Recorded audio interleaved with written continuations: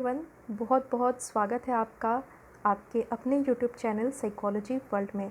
मैं संध्या उपाध्याय, मैं आप सबका हार्दिक अभिनंदन करती हूँ हमारे इस चैनल साइकोलॉजी वर्ल्ड में। तो यहाँ आज की इस वीडियो में हम डिस्कस करने वाले हैं कुछ इंटरव्यू के पॉइंट्स के बारे में। और काफ़ी दिनों से बहुत सारे कैंडिडेट्स की डिमांड आ रही थी कि मैं इंटरव्यू बेस्ड कोई ऐसी वीडियो लाऊँ जो कि उनके इंटरव्यू को क्रैक कराने में उनके लिए हेल्पफुल हो। तो बस मैंने ये छोटा सा प्रयास किया है आप सबके लिए। आप अपना कमेंट दे करके ज़रूर बताइएगा कि आपको ये वीडियो कैसी लगी।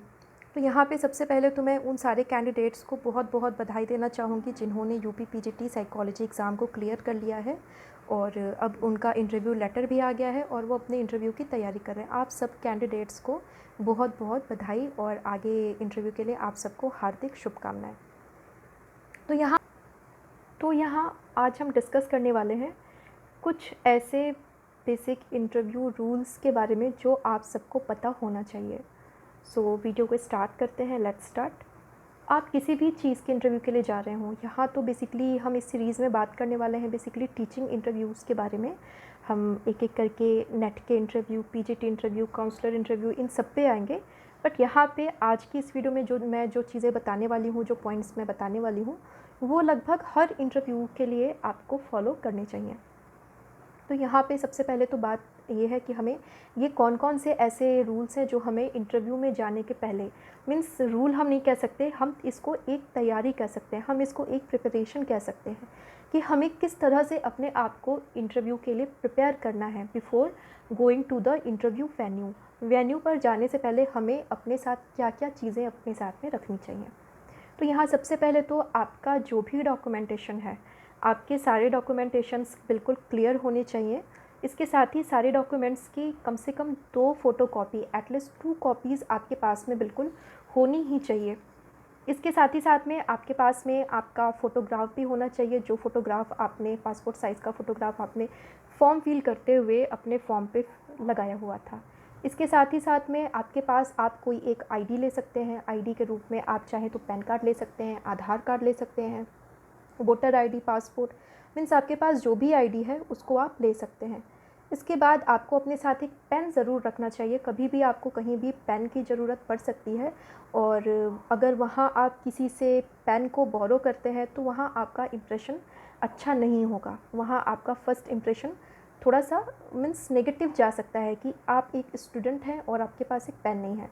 तो हर स्टूडेंट के लिए, हर टीचर के लिए सबसे बड़ा हथियार जो होता है वो होता है एक पेन। तो आपके पास एक पेन तो बिल्कुल होना ही चाहिए। इसके बाद में आप अपने साथ एक पानी की बॉटल रख सकते हैं। सडन आपको नर्वसनेस हो सकती है, अगर कोई प्रॉब्लम हो गई, एटलीस्ट आपके पास में पानी होगा तो आपको पानी लेने के लिए बाहर नहीं जाना पड़ेगा। मीन्स इतनी चीज़ें तो बिल्कुल आपको प्रॉपर होनी ही चाहिए, आपको रखनी ही रखनी है। इसके बाद में आपका गेटअप कैसा होना चाहिए, अगर आप मेल हैं या आप फीमेल हैं तो आपका गेटअप कैसा होना चाहिए, इस पर मैं अलग से वीडियो बनाऊंगी। उसकी वीडियो थोड़ी सी डिटेल बनेगी तो उसको मैं एक अलग सीरीज़ में उस पर मैं वीडियो प्रोवाइड करवाऊंगी। तो आज के इस वीडियो में हम एक बेसिक रूल्स को देख रहे हैं कि किसी भी इंटरव्यू के लिए जब हम जाते हैं तो हमें क्या क्या चीज़ें ध्यान में रखनी चाहिए।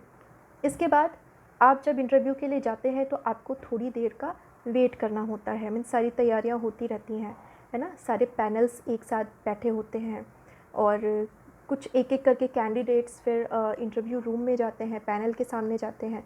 तो मीन्स कहने का मतलब ये है कि आपको अपनी बारी आने का वेट करना होता है। सारे डॉक्यूमेंटेशंस भी आपको इस तरह से अरेंज करके रखने हैं कि जिस भी डॉक्यूमेंट को मांगा जाए, चाहे आपके डॉक्यूमेंट वेरिफिकेशन के टाइम पे किसी भी डॉक्यूमेंट को मांगा जाए या फिर जब आप इंटरव्यू को दे रहे होते हैं, वहाँ भी आपसे पैनल के जो मेंबर्स होते हैं मे भी आपसे किसी भी डॉक्यूमेंट को मांग सकते हैं। तो आपका जो डॉक्यूमेंट अरेंजमेंट होना चाहिए बहुत ही प्रॉपर होना चाहिए। आपको पता होना चाहिए कि किस पेज पे आपने कौन से डॉक्यूमेंट को लगाया हुआ है, ताकि ईज़िली ज़्यादा टाइम ना लेते हुए आप उसको प्रोवाइड करा सकें। इसके बाद में जब आप अपनी बारी का वेट कर रहे होते हैं, बिल्कुल कूल रहना है और जब आपको बुलाया जाए, जब आपका नाम लिया जाए कि अब आपको इंटरव्यू रूम में जाना है, तो आप सबसे पहले क्या करेंगे, आप इंटरव्यू रूम के लिए जाएंगे और डोर के बाहर सबसे पहले तो आप एक डीप ब्रेथ ले सकते हैं, एक गहरी सांस लीजिए, क्योंकि कहीं ना कहीं कोई भी हो इंटरव्यू के टाइम पे मीन्स थोड़ी सी नर्वसनेस तो आ ही जाती है। तो डीप ब्रेथ लेने से क्या होता है कि हम लोग काफ़ी रिलैक्स हो जाते हैं। आपको रिलैक्स करना है, खुद को डीप ब्रेथ लेना है। इसके बाद में हल्की सी स्माइल अपने फेस पे लाइए, डोर को ओपन करिए। हल्की सी स्माइल के साथ में आप डोर को ओपन कर सकते हैं। यहाँ क्या होता है, स्माइल करने की एक साइकोलॉजी है कि आप अगर किसी से स्माइल करते हुए आप मिलते हैं तो मीन्स आपका एक बहुत ही मीन्स कह सकते हैं पॉजिटिव इम्प्रेशन आपका पड़ता है। और यहाँ पे स्माइल की साइकोलॉजी ये है कि अगर आप स्माइल कर रहे होते हैं तो आपके सामने वाला भी आपको देख करके ऑटोमेटिक स्माइल कर देता है। तो यहाँ पे आपको यही चीज़ करनी है, हल्की सी स्माइल लानी है फेस पे, आपको डोर को ओपन करना है और आपको मे आई कम इन बोलना है। मीन्स आपको पूछ कर ही इंटरव्यू रूम में एंटर करना है। पैनल मेंबर्स जब आपको अंदर आने का इशारा कहें, वो आपको इशारा भी कर सकते हैं, हाथ से इशारा कर सकते हैं, आपको वर्बली बोल भी सकते हैं। आपको अंदर जाना है और इसके बाद में स्माइल करने के साथ ही, स्माइल करते हुए ही आपको वहाँ पैनल के जितने भी मेंबर्स होंगे उनको ग्रीट करना है। उनको आप गुड मॉर्निंग बोल सकते हैं। और आपको ध्यान रखना है यहाँ पे एक बहुत ही छोटी सी चीज़ आपको ध्यान में रखनी है कि जब आप पैनल मेंबर्स को ग्रीट कर रहे होते हैं तो आपको अपने फेस पे हल्की सी स्माइल तो रखनी ही रखनी है, आपको अपना आई कांटेक्ट भी बिल्कुल बना के रखना है। यहाँ क्या है कि पैनल में जनरली आपके 4-5 मेंबर्स होते हैं। वहाँ पे कुछ मेंबर्स मेल भी हो सकते हैं, कुछ मेंबर्स आपके 1-2 मेंबर्स आपके फीमेल भी हो सकते हैं, या फिर ये हो सकता है कि सारे मेंबर्स जो हैं वो मेल हों। मीन्स वहाँ आपको देख लेना है, अगर सारे मेंबर्स मेल होते हैं तो आप गुड मॉर्निंग सर कहते हुए आप इस तरह से अपना एक्सप्रेशन दें कि आप सबको ही ग्रीट कर रहे हैं। आपने एक साथ सबको ही ग्रीट कर लिया, सारे मेंबर को एक एक करके ग्रीट करने की यहाँ पे कोई भी ज़रूरत नहीं है। इसके बाद अगर पैनल में कोई फीमेल मेंबर भी हैं तो उनको आपको अलग से ग्रीट करना है। आपने जैसे अलग से जो मेल मेंबर्स थे उनको आपने ग्रीट किया गुड मॉर्निंग सर, इसी तरह से आपको मैम को भी ग्रीट करना है, मैम को अलग से ग्रीट करना है गुड मॉर्निंग मैम, इस तरह से आप कह सकते हैं।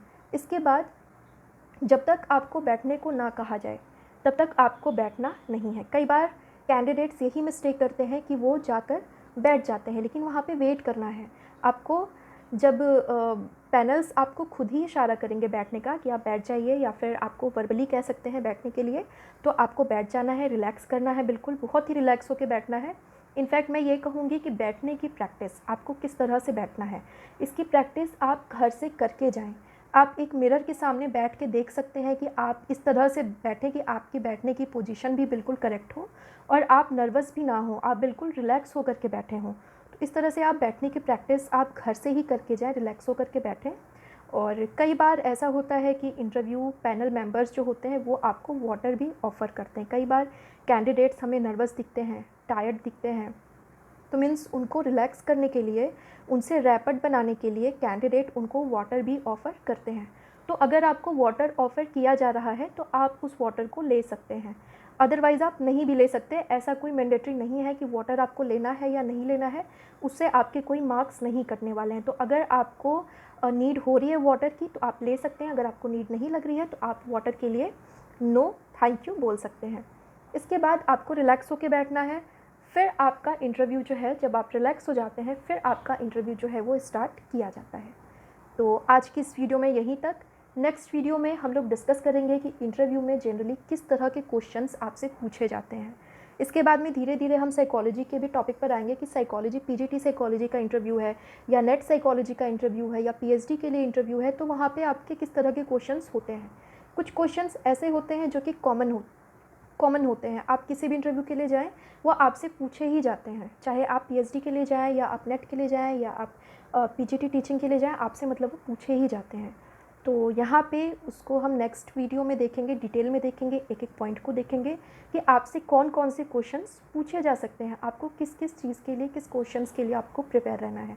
सो आज के लिए इतना ही। उम्मीद है वीडियो आपको अच्छी लगी होगी। अगर वीडियो आपको अच्छी लगी तो आप वीडियो को लाइक कर दें। अगर आपने अभी तक हमारे चैनल को सब्सक्राइब नहीं किया है तो हमारे चैनल को सब्सक्राइब कर सकते हैं। एंड आज के लिए इतना ही। Thank you so much.